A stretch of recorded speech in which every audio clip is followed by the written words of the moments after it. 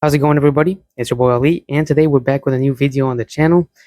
Today we're talking about two teams that are really in deep trouble, and they are the Memphis Grizzlies and the New Orleans Pelicans. Anyways, don't forget to drop a like, subscribe, and turn on notifications to get every new notifications, and let's get started. Anyways, I want to talk about the Memphis Grizzlies first. Memphis Grizzlies, they're in real trouble. They're now 3-6. Their win-loss record, and they are in trouble with the environment inside the locker room is really bad. There's a really bad relationship between their coach and John Morant. John Morant, who has been disastrous to start the season. Man, I love Jab, but to be honest with you, it's not looking good for him on the Memphis Grizzlies. And there's a really high possibility that he could be traded at the end of the season, maybe after the season, maybe at the deadline. You never know. Maybe next season we have Ja Morant in a new NBA jersey in another city. You know what I mean? And Memphis Grizzlies could head to a rebuild phase. Look, man, I want to say something real quick. Anyways, Ja Morant, man, I love Ja, man. Like 2022, Ja Morant, he was elite. Ja Morant in 2021, 2022, those two seasons where he was showcasing his prime. He was entering his prime, still a really young talent, very explosive, very athletic finisher, just too explosive. Man, he was like he had the hype of Anthony Edwards, like right now. You know what I mean? The problem with Jaw is just that it just it's just not working out in Memphis. And since the start of the 2023-2024 season, since he got suspended for the first 25 games where he had problems off court, it hasn't been looking the same. He came back, he got injured, he got a season-ending shoulder injury. He came back last season. He played 50 games, missed 32. Grizzlies didn't look good. They got the eighth seed, and they play the Thunder. They get eliminated in the first round with a sweep, and he got hurt in Game 3 of that playoff series, and he was ruled out for the rest of the playoffs for the rest of the season. They eventually got swept by the Thunder. Anyways, it just hasn't been looking good for the Grizzlies as well. The franchise is it's not moving in a really good direction. Anyways, there's a really important point that I want to talk about, and that is what if the Grizzlies want to head into rebuild mode? What should they do? And if I'm the Grizzlies, I think they might start to look at options here. We could trade John Morant, get a really good trade assets for the rebuild. Like you could get a couple of picks for Ja, a couple of good players, young core players, and you also have your own first round picks for the next couple of seasons, especially this year with the AJ Dibansa, Cameron Boozer, Darren Peterson stuff that's going on right now. Everyone's hyping them all up, and we'll see what they all do in their college. Like there's literally no one of them. There's just not a continuous number one pick here. All these three guys can go number one, okay? And that's a really good draft that the Grizzlies could really get a good pick here, okay? Anyways, you trade Ja and you get assets, picks or young core, and you already have your own pick this season, so maybe you're 3-6. If after like 20 games your record is just so bad, there's so many problems, you could get rid of Ja Morant mid-season here, not even at the end of the season, and just tank. Start tanking for that pick. You know what I mean? And there's also a good sign that you also have the Phoenix Suns pick for this season draft this season draft class, which is really good. The Phoenix Suns, they're not really in a good place right now either. They're 3-5. They're literally just one Devin Booker injury away from just going into tank mode 2018 Phoenix Suns type of tanking, okay? They're just not that good, okay? They don't have any good picks for the next couple of seasons. They depend on Devin Booker right now. They could even call the team Devin Booker right now because it's not even the Phoenix Suns anymore, man. It's Devin Booker wanted the Devin Booker show. The Devin Booker show. Jalen Green hasn't played even to start the preseason or the NBA season. He hasn't made his debut. Dylan Brooks is also injured. So all the stuff they got from the Kevin Durant trade looks bad right now. And you're gonna ask me, how did the Grizzlies get that pick? They got the pick from the Desmond Bain trade that happened before the NBA draft. I think the Grizzlies got 4 first-round picks. One of them was the 2026 swap with the Phoenix Suns that the Magic owned, but now they give it to the Grizzlies. So the Grizzlies have those 2 picks. So when I think about that, I think that the Grizzlies have two, just they're in a really good spot for a rebuild. Like it's not like if we get rid of John Morant, we're cooked. You know what I mean? No, you're not cooked. You still have a chance to get a really good prospect here to start building on, just like you did with Ja in 2019. You weren't expecting anything good. I know back then the Grizzlies jumped to the number 2 spot.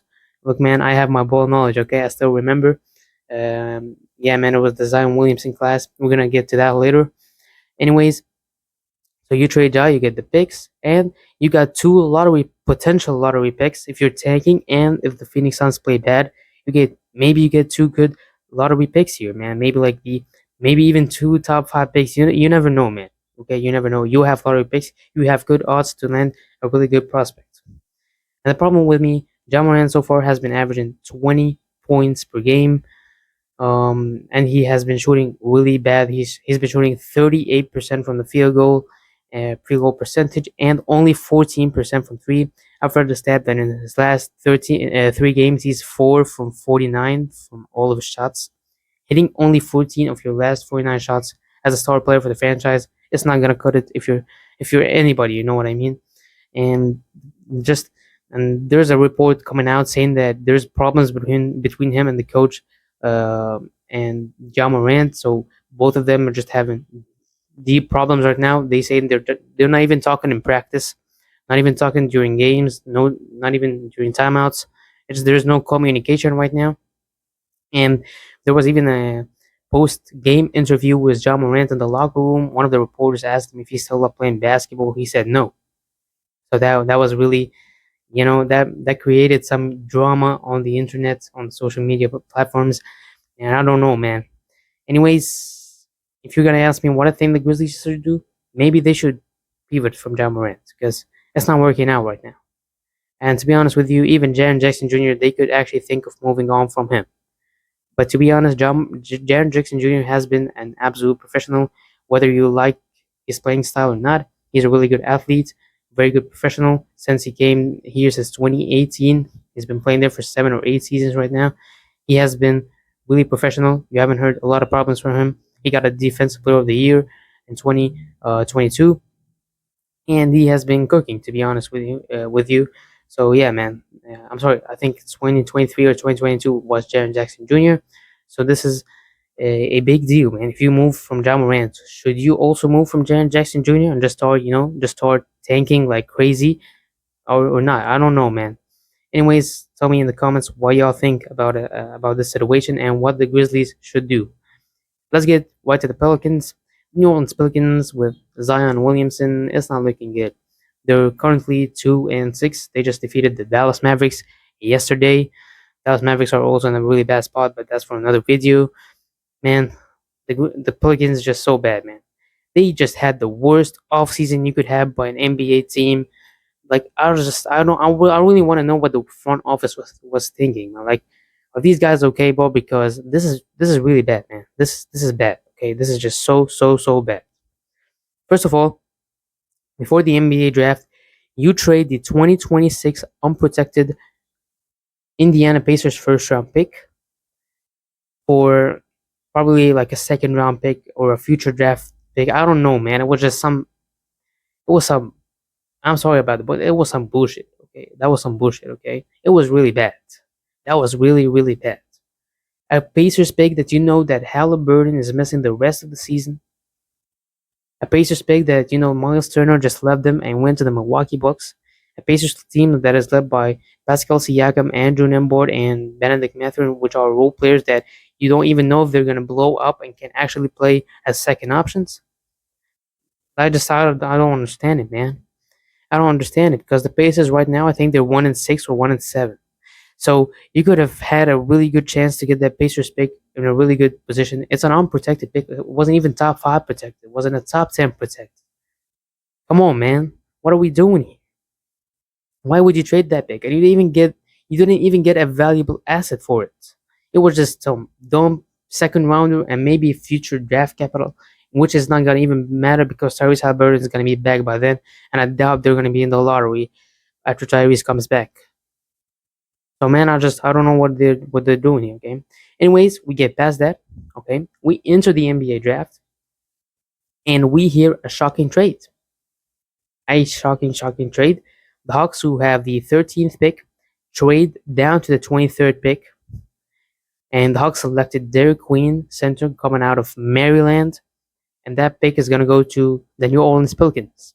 So Derek Queen goes to the Pelicans. They selected Jeremiah Fears at 7, which probably could be the only good thing they have done this offseason, okay? And then you got Derek Queen at 13th. And look at what I'm going to say. They gave up their 2026 unprotected first round pick swap with the Hawks. And not a swap, their unprotected first round pick to the Hawks for absolutely nothing for Derek Queen. So you gave your next year pick for Derek Queen. Come on, man. I can't really understand. I'm Superman. I'm super pissed because this is really bad. Okay, this is really bad. You just can't do that. You might have just destroyed the franchise. You could have entered the season with a Pacers pick and your own draft pick. And man, you just came off a lottery pick. You were like the fifth or fourth worst team in the NBA. Why are you trading your next year's pick? Why, man? You're not a contender anymore. You're not a contender. How do you know? How do you not guarantee that How do you guarantee that Zion Williamson is going to be healthy? How do you guarantee that Dejounte Moore is going to come back and still play good? How can you guarantee that Trey Murphy and Herbert Jones are going to take a leap? It's the same roster. You just added some rookies to it that you don't even know if those rookies are going to do something to change anything or not. So you're basically running it back with the same roster, and that same roster got you the fifth worst best odds in the NBA draft lottery. Congratulations, my guy. And then you trade that pick like you're going to be NBA champions next season to the Hawks, who already got a good team. They made a really good offseason and could get and potentially land a really good pick next season. Man, the Hawks are really, man. If I'm a Hawks fan, I would be actually so happy that we actually traded Derek Queen, and they still get Asa Newell at 23, by the way, which was the Pelicans pick, which was included in the trade. Asa Newell, a really good wing, and I'm a Thunder fan, and the way he played again, I only watched them against the Thunder. To be honest with you, I didn't really watch the Hawks this season, but he has been really good this season. And then let's get to the other point, which is Zion Williamson. Zion Williamson has been good a bit. This it's crazy. To be honest with you, he just got injured, okay, and he's gonna be out from 7 to 10 days, which is a week to a week and a half with a hamstring injury. And they're already 2-6. So when he got injured, they were 0-6, by the way. So yeah, man, they won 2 games without Zion Williamson. Could this be like a sign of anything? I don't know, man. To be honest. But if you're the Pelicans, would you do the same as the Memphis Grizzlies and move on from Zion Williamson? I don't know. You're gonna get a haul of assets for Zion Williamson, by the way, because Zion Williamson is still Zion Williamson. When he's on the court, he's a really good player. But the problem is he missed more than 50% of his career games so far since his debut in 2020. So that's absolutely crazy. You know what I mean?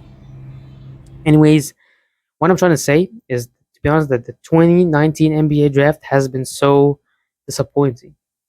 Well, if you told me back in 2019 that this draft class would be so disappointing, I would laugh in your face, to be honest with you, because this is crazy. Because we saw what Zion was doing at Duke, we saw what Morant was doing at Moore State. It was crazy, man. It was just a good draft. Zion, John Morant, R.J. Barrett playing with Zion Williamson, Duke having two players in the top three. It was crazy, man. And there's a lot of other. It's crazy. There was also a lot of other good players. Cam Reddish, he was so good at college. Now he's not even on the what. He's playing in Europe right now.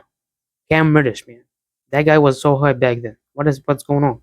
Even the same with R.J. Barrett. He's a really good player, but he hasn't lived up to the hype. Morant looked like the best one so far in this draft class. If I'm going with a redraft, I'm drafting John Morant number one.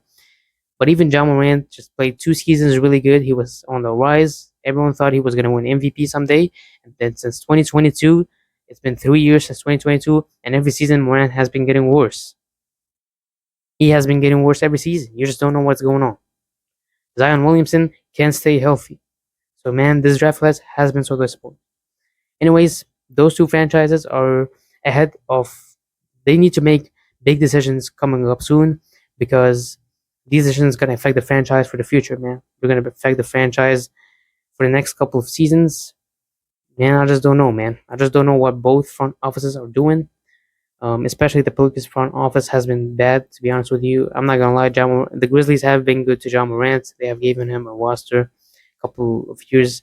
They have given him a good roster for a couple of seasons, but now I just don't think the roster for both of these teams can do anything right now. I don't even think that I don't even think that a team led by Zion Williamson or a team led by John Morant could win the championship anymore. Those two guys that were so hyped, I just don't think both guys can get you a championship as the number one options anymore. And this is bad, to be honest with you. Anyways, guys, that was my opinion on all of this, both of those situations that has been on the internet those last couple of days. Tell me what you think in the comments. Tell me if should the Grizzlies trade out, should the Pelicans trade Zion, should they wait? Maybe something could change. I don't know, man. I don't know. Maybe I think actually, to be honest with you, I've been thinking of a crazy idea. I've been thinking that the Pelicans could trade Zion Williamson to the Atlanta Hawks for the pick back, maybe, and pair up Zion and Trey. But it got me thinking, why the hell would the Hawks trade back the Pelicans pick when they know Zion can't stay healthy? So yeah, you know what I mean, man. You know what I mean. Anyways, guys, don't forget to drop a thumb up. Don't forget to subscribe, turn on notifications for every new video, and we'll see you in the next one.